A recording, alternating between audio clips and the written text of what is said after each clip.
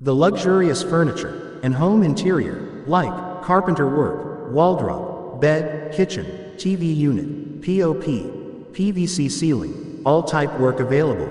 Contact on 7709-829950.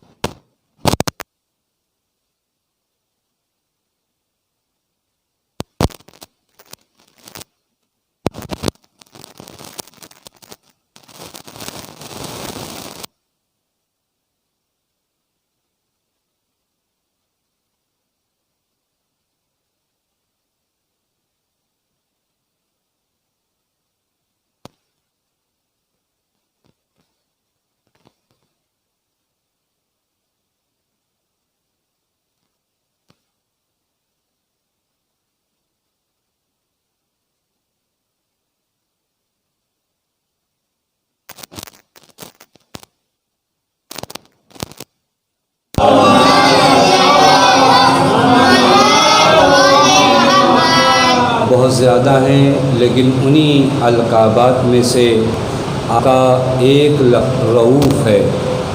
رؤوف کا معنی ہوتا ہے مہربان، رؤوف کا معنی ہوتا ہے جس کی رحمت تمام لوگوں کے شامل حال ہوں۔ یہ وہ لقب ہے امام کا، چونکہ ائمہ حضرات کو پہچاننے کا جو ہمارے اوپر واجب ہے۔ من ماتا ولم یعرف امام غمان ہی ماتمی تتن جاہلیہ، کہ انسان اپنے امام کو پہچانے تو کس راستے ہم جا کر امام کو پہنے، تو ایک راستہ معصوم کی معرفت، ان کے القات ہیں، ان کے نام ہیں۔ چونکہ یہاں نام ہمارے باپ رکھتے ہیں یا گھر کا کوئی بزرگ اس نام کو رکھتا ہے، اور بعض روایات میں کہ وہ نام جو آپ کے رکھے جاتے ہیں اس کا آپ کی شخصیت پہ اثر ہوتا ہے۔ بیت علیہ السلام کے نام خدا رکھتا ہے، ان کے القابات خدا کی جانب سے آتے ہیں۔ انہی القاب میں سے امام کا ایک لقب رؤوف ہے۔ اسی ایک لقب رؤوف پر اگر تھوڑی دیر گفتگو کیا جائے کہ امام کا رؤوف لقب یعنی مہربان، یعنی سب کی نسبت رافت، محبت اور الفت کو عام کرنے والا امام۔ آپ کبھی غور کریے گا، پوری تاریخ اگر آپ امام کی زندگی کی پڑھیں، اور یہ عموماً یہ محفلیں، یہ مجلسیں ایک بہانہ ہوئی ہیں کہ ہم آئیں اپنے امام معرفت کے لیے ایک قدم اٹھائیں، خاص کر جب بھی کسی امام کی ولادت مناسبت سے کوئی مجلس رکھے، یا ولادت مناسبت سے محفل ہو، یا شہادت کی مناسبت سے مجلس ہو، تو اس دن خاص کر اس امام کے بارے میں ایک گفتگو ہو کہ یہ امام کون ہیں، ان امام نے کیا کیا، کس دور سے گزرے، اور اپنے شیعوں کی نسبت کون سا کردار ادا کیا۔ کبھی ہم کو یہ لگتا ہے کہ یہ دین بڑی آسانی سے ہم تک آ گیا، اور اگر آپ کسی ان لوگوں سے پوچھیں جو مجلسوں میں آتے ہیں کہ امام حسین کے بعد امام کا کردار بتاؤ کہ انہوں نے مذہب کے لیے کیا کیا، دین کے لیے کیا کیا، تو بہت کم ہے۔ اگر کچھ بتایا بھی تو امام سجاد کے بارے میں بتائیں گے کہ کربلا کو عام کیا۔ اس کے بعد کے اماموں کے بارے میں پوچھئے کہ انہوں نے کیا کیا۔ سوال ہے کہ ہمارے دیگر اماموں نے کیا جو دین آپ تک پہنچا۔ یہ دین اتنی آسانی سے تو نہیں پہنچا، آپ سب جانتے ہیں۔ دشمنان دین نے اپنی ساری کوششیں، ساری سعی، ساری تلاش اس بات پر لگا رکھی تھی کہ دین آپ تک نہ پہنچے۔ کیسی کیسی ظالمانہ حکومتیں آئیں آپ جانتے ہیں۔ سعادات جن کے بارے میں انہیں یہ وہم تھا اور یہ بات انہیں معلوم تھی کہ دین کو پہنچانے میں سعادات ایک اہم رول ادا کر سکتے ہیں، تو بعض مقامات پر 60 ہزار سعادات کو تہ تیغ کر کے ان کے سروں کا میوزیم بنایا تھا ان لوگوں نے۔ کیوں؟ کیونکہ ان کے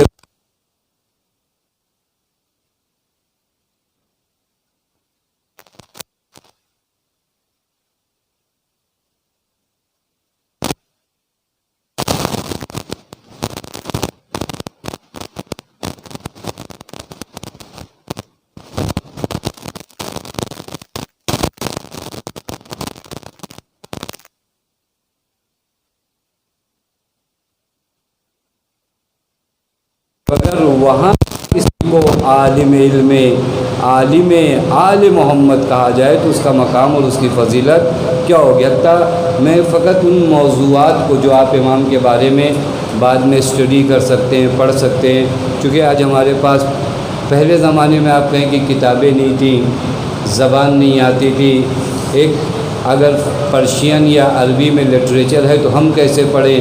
ابھی الحمدللہ ہم لوگ موبائل میں بہت آگے ہیں، لیکن موبائل میں جہاں آگے نہیں ہونا چاہیے وہاں آگے ہیں. آپ ایک عربی لٹریچر جو امام رضا کے بارے میں لکھا ہے، آپ گوگل سے کہیے کہ میں اس کو انگلش میں پڑھنا چاہتا ہوں، آپ کو ترجمہ کر کے بتائے گا. لیکن چونکہ اس کے لیے ہمارے پاس کام نہیں ہے، اس کے پاس ہمارے پاس ٹائم نہیں ہے، کیونکہ ہم نے موبائل کو ایک الگ دنیا سے دیکھا. موبائل آج کے زمانے میں آپ پرشین لٹریچر، عربی لٹریچر، اگر آپ یہ شکوہ کریے کہ اردو میں ہم کہاں سے پڑھیں، امام رضا کے بارے میں کوئی خاص لٹریچر نہیں ملتا، کوئی خاص مقالے نہیں ملتے. خوب آپ آئیے امام رضا کے ٹاپک پر نکالیے لٹریچر، مقالے، اس کو ٹرانسلیشن کرائیے. خود ٹرانسلیٹ کرانے کے لیے بھی بہت بڑا کام نہیں ہے. بہرکیف کہنے کا مطلب یہ ہے کہ اس امام کے بارے میں ہم تھوڑا سا گفتگو کریں. امام کو عالم آل محمد کیوں کہتے ہیں؟ امام کو غریب الغربا کیوں کہتے ہیں؟ امام کو رؤوف کیوں کہتے ہیں؟ میرا موضوع گفتگو یہی رافت امام اور محبت امام. میں ایک دو واقعات آپ کو بتاؤں امام کی رافت کے اور امام کی محبت کے. امام کی رافت اور امام کی محبت کا عالم یہ تھا. موسیٰ ابن سیار ایک راوی ہے، یہ کہتا ہے حضرت جب مدینے سے مرو بلائے گئے، میں نے عرض کیا نا کہ تاریخ تھوڑا پڑھیے تاکہ آپ کو پتہ چلے کہ حضرت کو مدینے سے مرو، یہ جہاں پر حضرت کی قبر اطہر ہے، یہ وہ جگہ نہیں ہے جہاں پر حضرت کو بلایا گیا تھا. یہاں پر شہادت کے بعد آپ کی تدفین ہوئی ہے، وگرنہ حضرت کو بلایا گیا تھا مدینے سے مرو. مرو کیوں بلایا گیا تھا؟ کیا وجہ تھی؟ کیا مامون کو حضرت کو وہ حضرت سے محبت تھی، یا حضرت کو حضرت کی مرضی سے بلایا گیا تھا؟ ایک پوری تاریخ ہے وہاں پر بھی کون سے اسباب تھے، کون سے ریزن تھے جو امام کو مدینے میں نہیں رہنے دیا جا رہا تھا اور امام کو بلایا گیا مر. اور جب حضرت یہاں تشریف لائے تو ایک دن حضرت نے فرمایا موسیٰ ابن سیار سے کہ میں چاہتا ہوں کہ اطراف میں جو گاؤں اور دیہات ہیں ان کا ایک معائنہ کروں، انہیں دیکھوں. حضرت نکلے اطراف کے گاؤں میں جانے کے لیے. امام رؤوف کو پہچانیے کہ امام رؤوف کسے کہتے ہیں. حضرت نکلے، موسیٰ ابن سیار کہتے ہیں کہ میں مولا کے ہمراہ تھا، ناگہان ایک جگہ سے رونے کی آواز آنے لگی، گریہ و زاری کی. میں متوجہ ہوا کہ دیکھوں کہ یہ رونے کی آواز کس طرف سے آ رہی ہے. اب جو میں نے دیکھا تو حضرت اپنی سواری پہ نہیں تھے بلکہ ایک جنازے کو اپنے سینے سے لگائے ہوئے تھے، بالکل ایسے جیسے ایک ماں اپنے بیٹے کو سینے سے لگاتی ہے. میں بہت تعجب میں کہ مولا اس گاؤں میں آپ مرد آئے، یہ کسی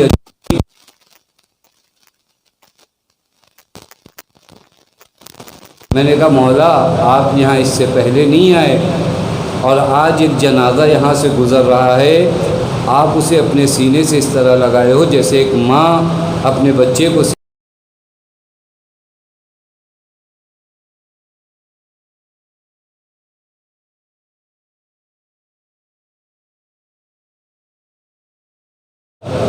ہمارے چاہنے والوں کے اعمال ہر صبح و شام ہم تک پہنچتے ہیں، ہم ان میں سے ایک ایک کو پہچانتے ہیں. آپ غور کر رہے ہیں امام رؤوف کسے کہتے ہیں. اس کے بعد حضرت نے ایک جملہ فرمایا جنازے کو مخاطب کر کے. جنازے کو مخاطب کر کے حضرت نے فرمایا اب تک جو مشکلات تھیں اب اس کے بعد ہم تمہارے ساتھ ہیں، اب اس کے بعد ہم تمہارے ساتھ ہیں. یعنی امام رؤوف یعنی یہ. حتیٰ میں نے روایت دیکھا ان لوگوں کے لیے عرض کروں جو زیارت پہ جا چکے ہیں اور جو نہیں گئے، اللہ تعالیٰ اسی جشن کے صدقے میں ان لوگوں کو زیارت امام رضا نصیب فرمائے. امام فرماتے کہ من زارنی علی بعد داری اتیتہ یوم القیامہ فی مواطن ثلاثہ. اگر کوئی میرے زیارت کو توس آئے، یعنی جہاں پر حضرت کی قبر ہے، منزارنی علی بعد داری و منزلی اتیتہ یوم القیامہ فی ثلاث مواطن، میں 3 جگہ اس کی زیارت کو آؤں گا۔ آپ ایک مرتبہ حضرت کی زیارت کو جائیے، حضرت فرماتے ہیں میں 3 جگہوں پر اس کی زیارت کو آؤں گا۔ کون کون سی جگہیں معلوم ہے؟ اذا تطایرت الکتب یمینا و شمالا، جب تمہارے نام عمل تمہارے ہاتھوں میں دیے جائیں گے تو میں تمہاری زیارت کو آؤں گا۔ آپ سمجھ سکتے ہیں جب ہمارے نام عمل ہمارے ہاتھوں میں ہوں اس وقت ہماری کنڈیشن کیا ہوگی، اس وقت ہماری کیفیت کیا ہوگی، کیونکہ ہمارے نام عمل میں ہے کیا؟ ہمارے نام اعمال میں برائیاں زیادہ ہیں، نیکیاں نہ کے برابر ہیں۔ حضرت فرماتے ہیں گھبرانا نہیں، اذا تطایرت الکتب یمینا و شمالا، جب تمہارے نام عمل تمہارے ہاتھوں میں دیے جائیں گے میں تمہارے ساتھ رہوں گا۔ وعند الصراط، جب تم صراط سے گزرو گے تو وہاں بھی میں تمہاری زیارت کو آؤں گا۔ وعند المیزان، جب تمہارے اعمال تولے جائیں گے تو وہاں پر بھی میں تمہارے ساتھ ہوں گا۔ آپ غور کر سکتے ہیں، یہ ہے امام رؤوف، یہ ہے امام مہربان۔ میں تو روایت دیکھ رہا تھا، ایک شخص ہیں بہت امام کے اصحاب میں سے، ریان نام ہے ان کا۔ میں عرض کروں میں فقط امام کی ایک صفت بیان کر رہا ہوں، امام رؤوف۔ حق نہیں بنتا کہ ہم اس طرح کے ائمہ جو ہمارے اس قدر مہربان ہیں، جن کے صدقے میں ہم جو کچھ پا رہے ہیں، میں آپ کی خدمت میں عرض کروں، حتیٰ جو لوگ ابھی حج پہ بھی جا رہے ہیں ان کے لیے بھی عرض کروں ایک جملہ کہ آپ چاہے دنیاوی نعمت پائیے چاہے اخروی نعمت پائیے، کائنات میں کوئی نعمت بغیر امام کے صدقے کے حاصل نہیں ہوتی۔ حتیٰ یہ حج بھی اگر آپ کو حاصل ہوا ہے تو صدقہ امام زمان ہے۔ لہذا خانہ کعبہ پہنچ کر ایک ذات جس کو ہمیشہ آپ کو یاد رکھنا ہے وہ اپنے وقت کے امام کو یاد رکھنا، چونکہ جس طرح ہمارے عام رزق ہوتے ہیں نا، عام رزق، وہ رزق بغیر امام کے نہیں ملتے، تو یہ رزق معنوی بھی بغیر امام کے نہیں ملتا۔ لہذا اکثر یہ ہوتا ہے کہ ہم حج کے دوران اپنے وقت کے امام کو کیا کر دیتے ہیں، فراموش کر دیتے ہیں، جس کے صدقے میں یہ روزی حج آپ کو نصیب ہوئی۔ حتیٰ بہت سی چیزیں ہیں، اگر یہاں پر خود گفتگو کیا جائے کہ حج کے اسرار کیا ہے، حج کے راز کیا، میں ایک جملہ فقط کہوں کہ حج کا پورا سفر ہجرت ہے، یعنی آپ ایک دنیا سے نکل کر ایک دوسری دنیا میں جا رہے ہو۔ اور ایک جملہ اور کہوں، لے کر کیا جا رہے ہو یہ معنی نہیں رکھتا، لا کیا رہے ہو یہ معنی رکھتا ہے۔ کیونکہ جب کسی بڑے دربار میں جایا جاتا ہے تو یہ نہیں پوچھا جاتا لائے کیا ہو، یہ پوچھا جاتا ہے لے کر کیا جا رہے ہو۔ خدا کی بارگاہ میں لائے کیا ہو یہ جانے دو، اب وہاں سے جب لوٹو گے تو لاؤ گے کیا یہ بہت معنی رکھتا ہے۔ بہت سی چیزیں ہیں جو طواف، سعی، یہ ایک ایک جملے جو آپ کی زندگی کے بہت ہے۔ بہرکیف لوٹ آئیے، امام کے ایک صحابی ہیں ریان حضرت کے ان اصحاب میں سے کہ جب حضرت طوس آ گئے تو بغداد سے مولا کی زیارت کو کہاں، اس زمانے میں سفر اتنا آسان نہیں تھا، ریان مولا کی زیارت کو کہاں سے آئے، بغداد سے آئے۔ 1 مہینے تک ریان مرو میں رہے، حضرت کی زیارت کرتے رہے، لیکن ایک دن وقت ایسا آیا، ظاہر سی بات ہے ہم لوگ بھی زیارت کرنے جاتے ہیں، 1 مہینے بعد، 1.5 مہینے بعد، 10 دن بعد آپ کو اپنے گھر لوٹ کر آنا ہے، وہاں تو رہتے تو نہیں ہیں، انہیں بھی بغداد لوٹ کر جانا تھا۔ اب جاتے وقت جب ان کو الوداع کہنا تھا، انہوں نے سوچا میں حضرت سے کچھ گفٹ لوں گا، کیونکہ مولا سے کچھ مانگوں، مولا سے کچھ لوں۔ امام رؤوف، اس زمانے میں امام کے نام کا سکہ چل چکا تھا، لہذا انہوں نے ایک جو چیز ذہن میں رکھی کہ میں مولا سے کہوں گا مولا کچھ سکے جو آپ کے نام کے ہیں وہ مجھے دیجئے تاکہ میں اپنی بیٹیوں کے لیے انگوٹھی بنوا سکوں۔ دوسری چیز جو میں حضرت سے مانگوں گا وہ یہ کہ مولا اپنا کوئی لباس دے دیجئے تاکہ اپنے لیے کفن قرار دوں۔ میں ایک جملہ چونکہ محفل ہے شعراء کو بشارت کے لیے ایک جملہ عرض کروں کہ حضرت نے کسی خطیب کو اپنا لباس نہیں دیا، لیکن شاعر جو دیبل ہیں انہیں حضرت نے اپنا لباس دیا ہے اور فرما رہے ہیں. اور حضرت نے ایک بڑا جملہ کہہ کے کہا تھا کہ یہ لباس دیبل تمہیں دے رہا ہوں، اس لباس میں میں نے 1000 مرتبہ قرآن ختم کیا ہے. کون سا لباس دیا تھا دیبل کو؟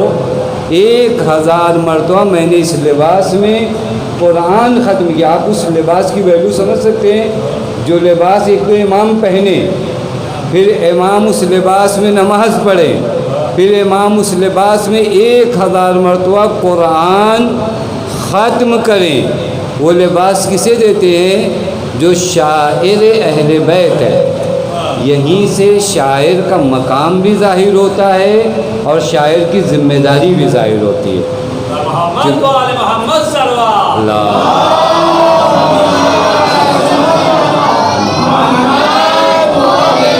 کیونکہ شاعر کا مقام بھی بہت بڑا ہے اور شاعر کی ذمہ داری بھی بہت بڑی ہے. جو کہ دیبل نے کربلا کو عام کیا. حضرت ریان آئے مولا کی خدمت میں نے عرض کیا الوداعی زیارت تھی، 1 مہینے سے لگاتار حضرت کی زیارت کر رہے تھے. اب جانا تھا. اب آپ نے بھی اندازہ کیا ہوگا اور جو لوگ ابھی حج پہ جائیں گے وہ بھی اندازہ کریں گے. جب آخری ایام ہوگا نا تو آپ کا دل عجیب مچلے گا کہ ارے کعبہ ہماری نگاہوں سے دور ہو جائے گا. روضہ رسول آپ نے کربلا میں محسوس کیا ہوگا.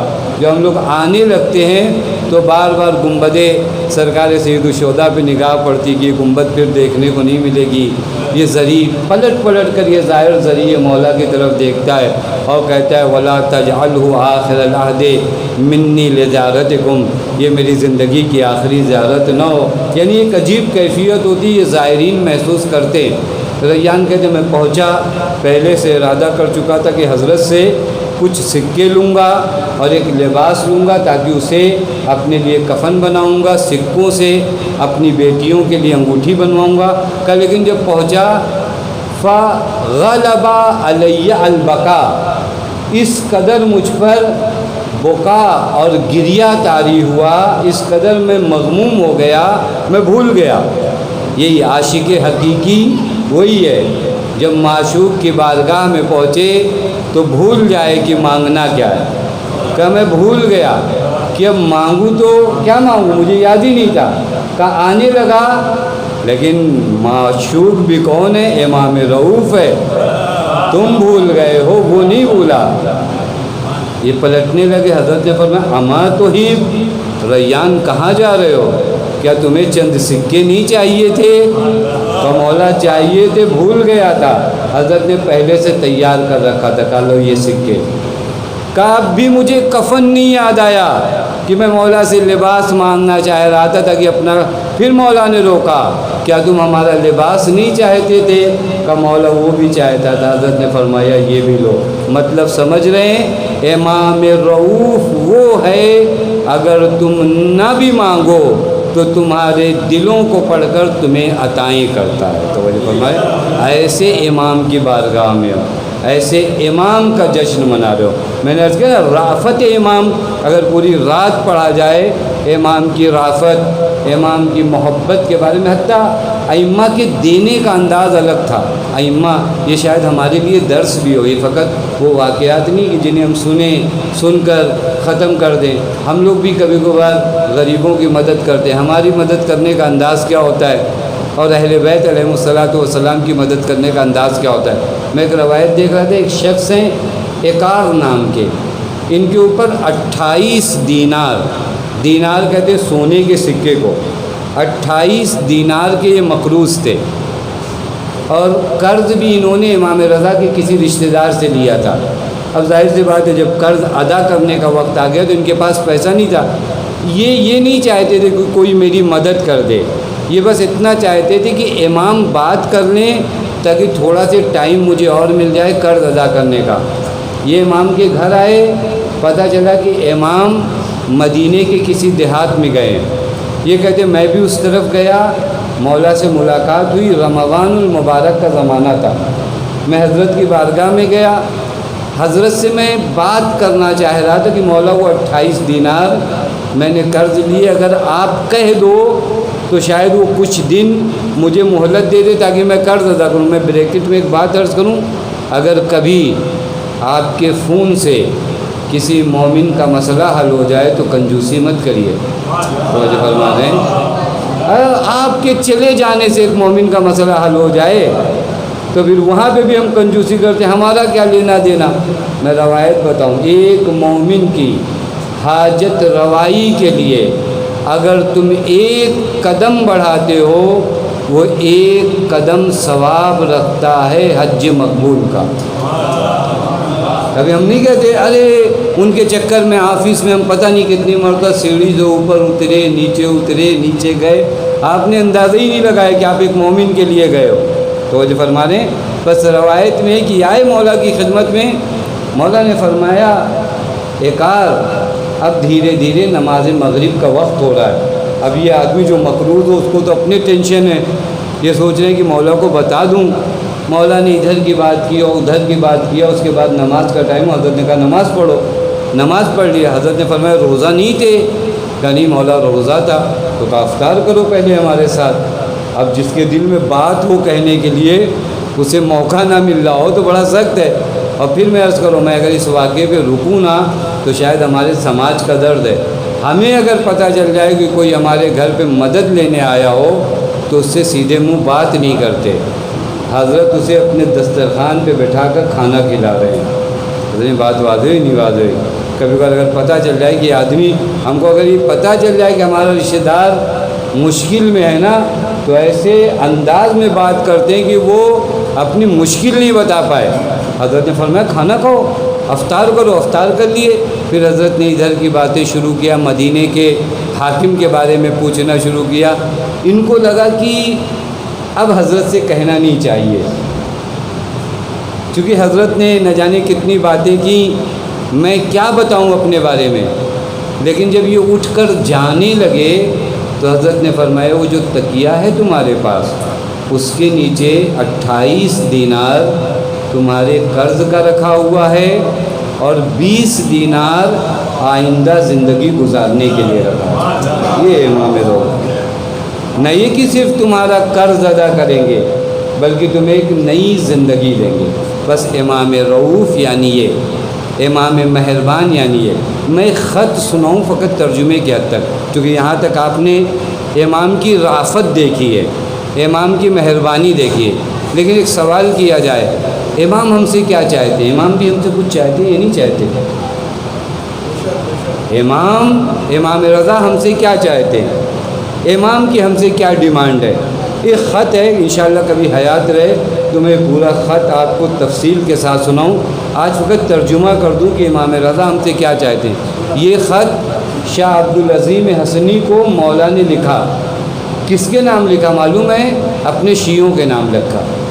اب امام کا خط, اس کے بعد انشاءاللہ شعراء اپنا کلام سنائیں گے, میں امام کا خط سنا کر چلا جاؤں. امام نے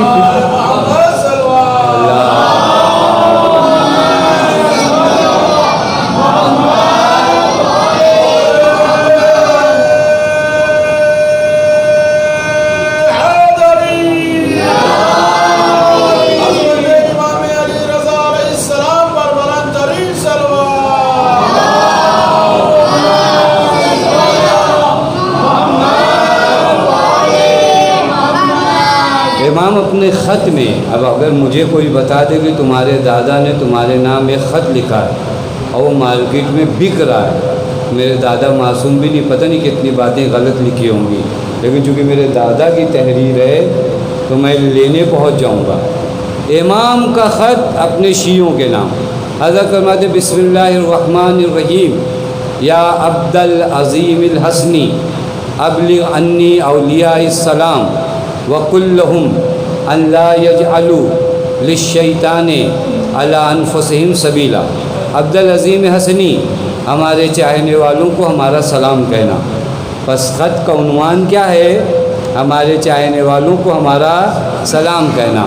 وقل لهم ان لا يجعلوا للشیطان علی انفسهم سبیلا, اور ہمارے چاہنے والوں سے کہنا کہ اپنے آپ پر شیطان کو مسلط نہ ہونے دیں. یہ خط کا پہلا جملہ ہے. یہاں پر اگر رکے تو 1 گھنٹے کی تقریر فقط یہ پہلے جملے پہ ہو. قل لہم, ہمارے چاہنے والوں سے کہنا ان لا یجعلوا للشیطان علی انفسہم سبیلا، وہ اپنے آپ پر شیطان کو مسلط نہ ہونے دیں۔ یعنی امام اپنے خط میں بتا رہے ہیں تم چاہو تو شیطان تمہیں اپنے کنٹرول میں نہیں لے سکتا۔ یہ جو کہتے ہیں نا ہم کیا کریں، شیطان نے بہکا دیا، تو ایسا کچھ بھی نہیں ہے۔ اللہ نے تمہیں وہ پاور دیا ہے کہ تم اگر چاہ جاؤ تو شیطان تمہیں بہکا نہیں سکتا، لیکن تم چاہو۔ وَمُرْهُمْ بِالصِّدْقِ فِي الْحَدِيثِ وَأَدَاءِ الْأَمَانَةِ، اور ہمارے چاہنے والوں سے کہنا، یہ حضرت کا خط ہے کہ ہمیشہ سچ بولیں۔ یہ خط سنیے گا اور پھر اپنے سماج کو ایک مرتبہ چیک کریے گا۔ مرہم بالصدق فی الحدیث، ہمارے چاہنے والوں سے کہنا کہ وہ ہمیشہ سچ بولیں، وَأَدَاءِ الْأَمَانَةِ، اور امانتوں کو ادا کریں۔ یہ معاشرہ ہے وہ معاشرہ، یہ سماج ہے وہ سماج جو امانتوں کو ادا کرتا ہے۔ ساری وہ امانتیں جو میرے پاس ہیں میں نے ادا کیا یا نہیں کیا، امانتوں میں خیانتیں نہیں کیا۔ راز مومن کا آپ کے پاس امانت ہے، اس راز کو بلوے عام میں بتانا خیانت ہے۔ حضرت فرماتے ہیں ہمارے چاہنے والوں سے کہنا امانتوں میں خیانت نہ کریں۔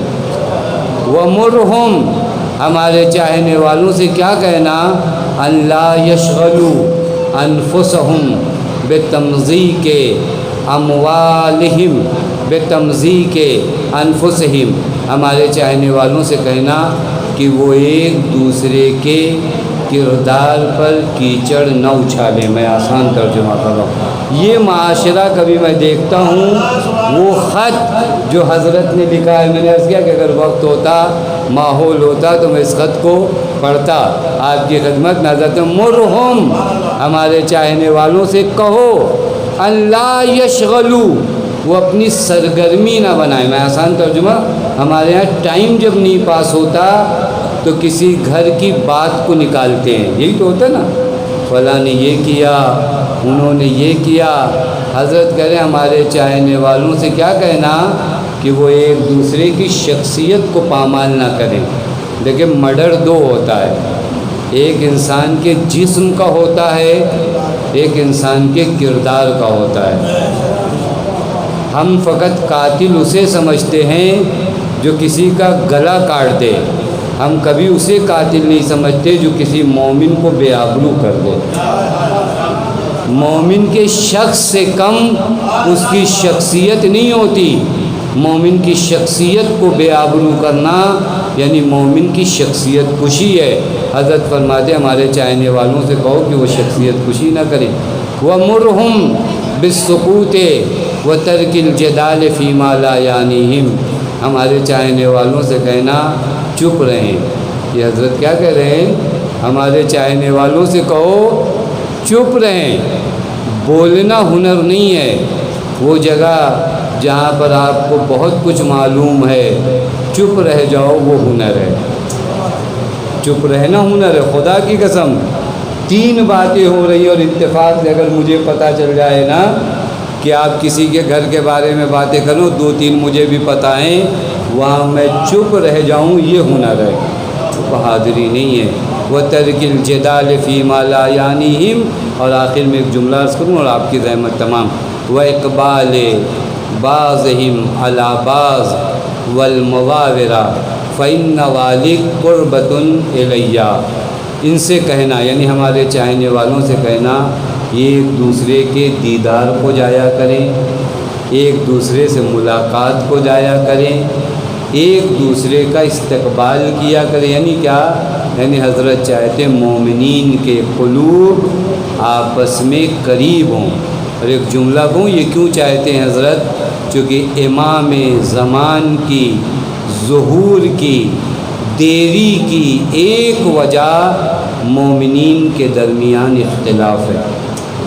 میں روایت کی روشنی میں عرض کر رہا ہوں، حضرت نے باقاعدہ فرمایا کہ اگر ہمارے شیعوں کے دل متحد ہو جائیں تو ہمارے ظہور میں تاخیر نہیں ہوگی۔